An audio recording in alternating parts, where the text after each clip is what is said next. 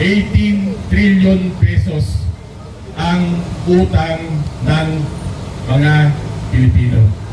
Bawat isa sa atin, meron tayong utang 150,000 pesos. Inakaw nitong mga ganit ng mga politiko na ito, pinagtatakpan yung mga pagdanakaw.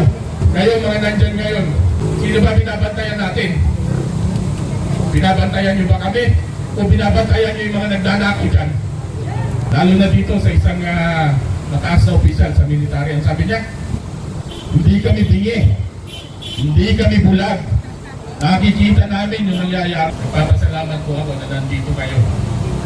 Kahit po ilan tayo dito ngayon, ito po ay patunay na mayroong naninindigan.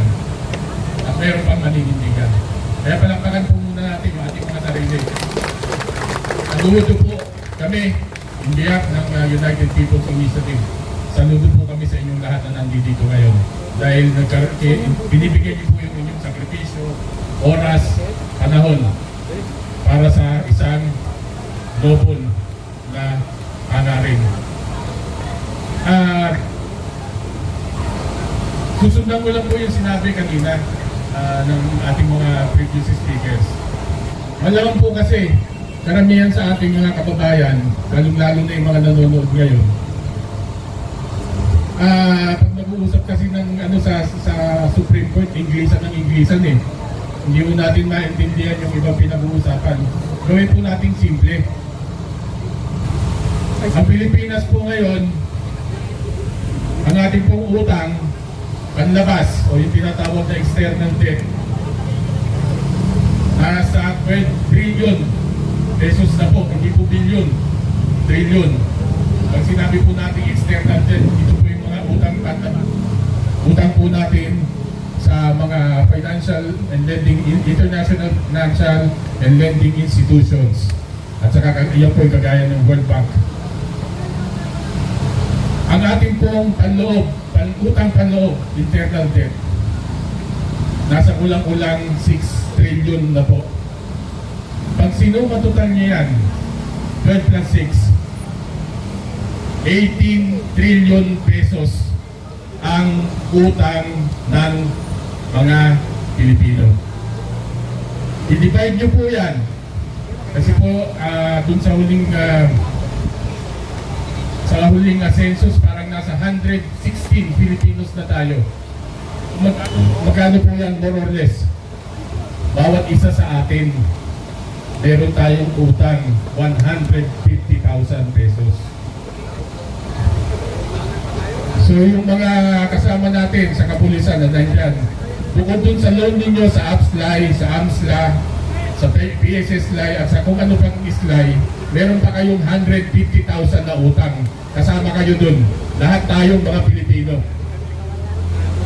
Ganun po kalaki ang ating pagkakautang. Ano po masakit dito? Nangutang po ang administrasyong ito. Ang masakit, para po ito sa mga proyekto ng gobyerno. Pero ano nangyari? Inilagay dun sa mga unprogrammed. Para saan? Ipinatok dun sa mga flood control projects. Ngayon, ano po nangyari? Nawala ang pondo. Magdi-default na po tayo ngayon sa ating mga pinagkautangan.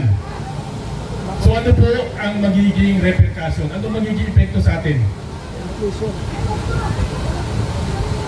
Yung risk factor po ng mga nagpapautang tumataas, meaning to say, nawawalan ng tiwala sa atin. Pangalawa, ano pong nangyayari? Yung pong interest utang, dadagdagan yan. Bakit? Nag-default tayo eh. Wala akong pinagkaiba na sa nangutang kayo doon sa kaibigan nyo, may usapan kayong interest, hindi kayo nakabayad sa oras, papatungan. Tanong, sino ngayon ang magbabayad dito sa mga utang na to? Tayo. Sino ang pinaka-apektado? Tayo, lalo na yung mga middle income na Pilipinos. Itong mga pulis natin, itong mga sundalo natin, hagip na hagip kayo doon sa interes na yun. Bakit? Automatic pagsahod nyo, withholding tax, kaltas na. Kaya kayo yung unang ninakawan.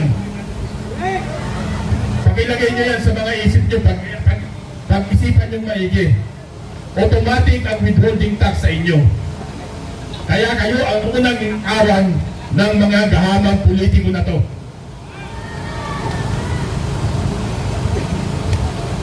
Nakakalungkot pong isipin. Pero parang walang pakialam ang ating ibang kababayan. Di nyo po ba alam na ito pong interest na ito, kapag ka ito'y lumaki ng lumaki, meron po itong epekto sa ano po, sa presyo ng mga bilihin, sa ating sahod, sa cost ng matrikula ng ating mga anak. Maaring sa ngayon, hindi nyo pa nararamdaman yan. Pero susunod na taon, pangalawa, pangatlo, tingnan nyo po, baka ito lang opening ng klase ngayon, magkano na in-increase ng tuition sa mga bata. Nagsala na naman yung Strait of Hormuz na ginagawang palaging rason ng mga kartel ng langis. Meron pa po ba tayong pera na gagamitin?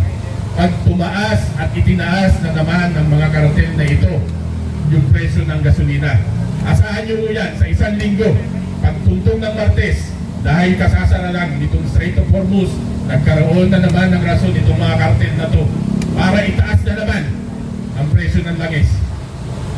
Kakayanin pa ba natin? Yung mga nanonood ngayon, okay pa ba sa inyo? Kung tayo, mga nandito, kaya nating tiisin. Pero ako, personally, yung kinabukasan ng mga anak ko natin at yung mga apo natin, lalong-lalo na yung mga apo natin, ganyang edad nila, may utang na sila. At habang lumalaki sila, binabayaran at pagbabayaran nila yung utang na hindi naman nila inutang, kundi ninakaw nitong mga ganid ng mga politiko na ito. Magising na po tayo. Hindi na po biro ito. Ngayon po, ramdam na natin. Alam ko, bawat isa sa atin, isa nga ito siguro doon sa faktor. Kaya yung ibang kasama natin na gustong pumunta rito, hindi makarating. Bakit? Uunahin yung sikmura. Karamihan sa atin, yun yung tinasabi, isang kahig, isang tukak. Pag hindi ng trabaho na isang araw, gutom. Paano pa? Pag nadagdagan pa ng nadagdagan ito. Anong masakit at pinakamasakit sa lahat? Parang wala silang mga pakialam itong mga nakaupo na ito. Sige pa rin. Pinagtatakpan yung mga pagnanakaw. Kayo mga nandyan ngayon, sino ba binabantayan natin? Binabantayan nyo ba kami? O binabantayan nyo yung mga nagdanakaw dyan?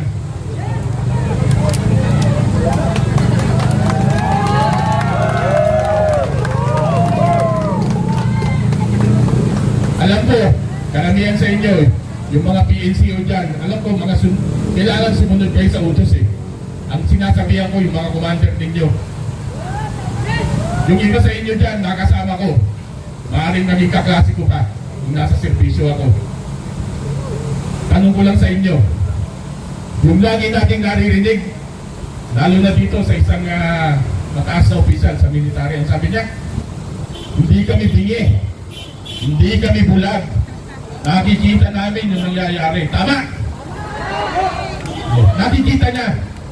Ang tanong, yung konsensya mo, gumagana ba? O ranhid ka na? Inutil! Inutil si brother! Inutil si Sovereignty brother! lies with the people. All government authority emanates from the people. Tao ang pinanggagalingan ng kapangyarihan ng gobyerno. Tandaan po natin yan. Hindi po sa ilang tao lang. Panahon na po para magising tayo. Hindi po pwede na nakaupo tayo at nagtatype lang tayo. Sumama po tayo dito. Uulitin ko po. Ito po lagi kong sinasabi. Ang laban na to hindi po para sa atin na. Para na po ito sa ating mga anak at mga apo. Kung hindi nyo po pinapahalagahan ang kinabukasan ng ating mga anak at mga apo, sige, manatili kayo dyan sa inyong mga bahay. Manood na lang kayo. Nababasa ko pa, sabi pa nung mga troll, ayan na naman, yung mga retired, yung mga walang trabaho, yung mga jobless. Okay lang, maging jobless. Pero yung oras na natitira namin, gagamitin namin sa tama.